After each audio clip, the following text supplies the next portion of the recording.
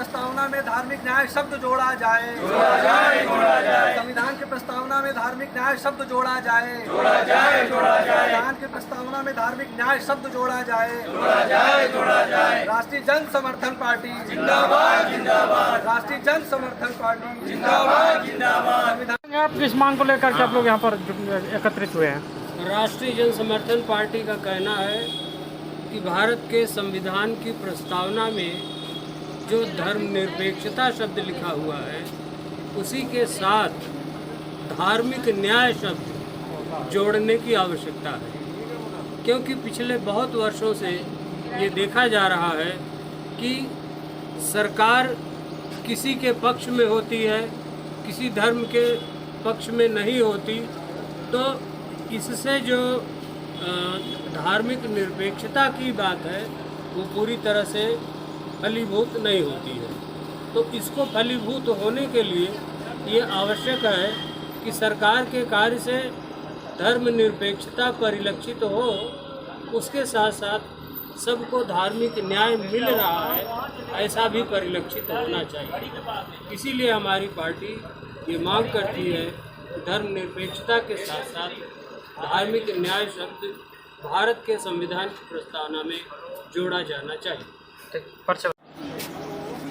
आज राष्ट्रीय जन समर्थन पार्टी के तत्वावधान में हम सभी लोग माननीय राष्ट्रपति महोदय को जिलाधिकारी प्रयागराज के माध्यम से यह ज्ञापन देने आए हुए हैं कि भारत की संविधान की प्रस्तावना में धार्मिक अधिकार तो दिया गया है, परंतु धार्मिक न्याय शब्द न होने से उसके प्रकाश में उनके पक्ष में उनके अधिकारों को बचाने के लिए कोई भी फैसले नहीं हो पाते हैं।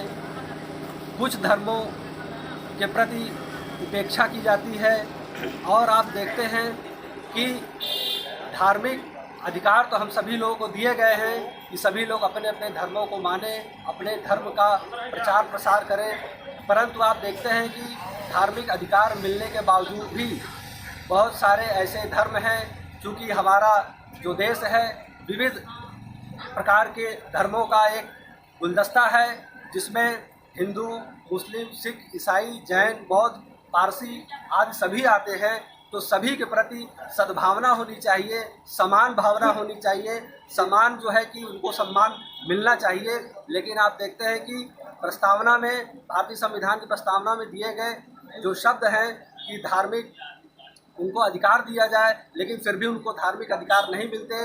यदि हमारी मांग भारत सरकार और माननीय राष्ट्रपति जी मानते हैं और भारतीय संविधान की प्रस्तावना में जो है कि धार्मिक न्याय शब्द को जोड़ते हैं, तो निश्चित रूप से उसके प्रकाश में सभी धर्मों को न्याय मिल सकेगा और सभी धर्म अपने धर्मों को अलग से जी पाएंगे और सुकून से, चैन से रह पाएंगे और इस देश में खुशहाली आ सकेगी। अपना परिचय। अजीत भास्कर, राष्ट्रीय अध्यक्ष, राष्ट्रीय जन समर्थन पार्टी। हेलो, प्रतिष्ठार्थ माननीय राष्ट्रपति जी, नई दिल्ली, भारत द्वारा श्रीमान जिलाधिकारी प्रयागराज, विषय देश में नागरिकों के धार्मिक न्याय दिलाने हैं। भारतीय संविधान की प्रस्तावना में धार्मिक न्याय शब्द जोड़े जाने के संबंध में ज्ञापन।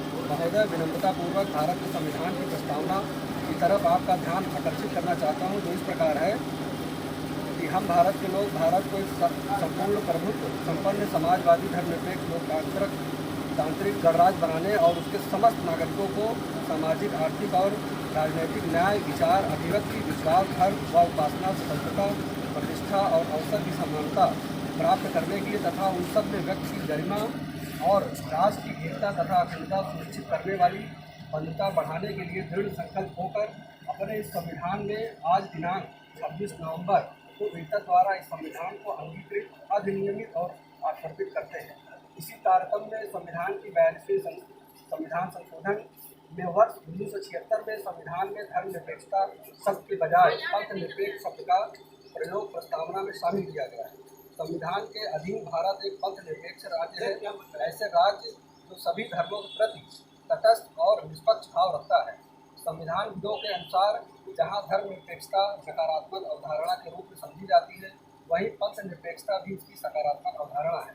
अतः जनप्रतिनिधियों के संदर्भ में पंथ निरपेक्षता का आशय यह लगाया जाना कि कोई भी संवैधानिक पद धारण करने वाला सार्वजनिक तौर पर किसी भी धार्मिक आयोजनों, अनुष्ठानों या क्रियाकलापों में शामिल नहीं होगा।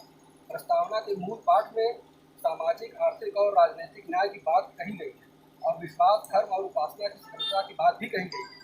यहाँ यह उल्लेख विनम्रतापूर्वक करना है कि विगत कुछ वर्षों से केंद्र और राज्य में बनने वाली सरकार धर्म के क्षेत्र में इस कदर हस्तक्षेप कर रहे हैं, इससे प्रतीत होता है कि धार्मिक स्वतंत्रता की बात करना पर्याप्त नहीं है। राष्ट्रीय जनसमर्थन पार्टी का यह मानना है कि भारत में नागरिकों को धार्मिक स्वतंत्रता दिलाने के लिए धार्मिक न्याय का प्रावधान संविधान की प्रस्तावना के मूल पाठ में करना आवश्यक है।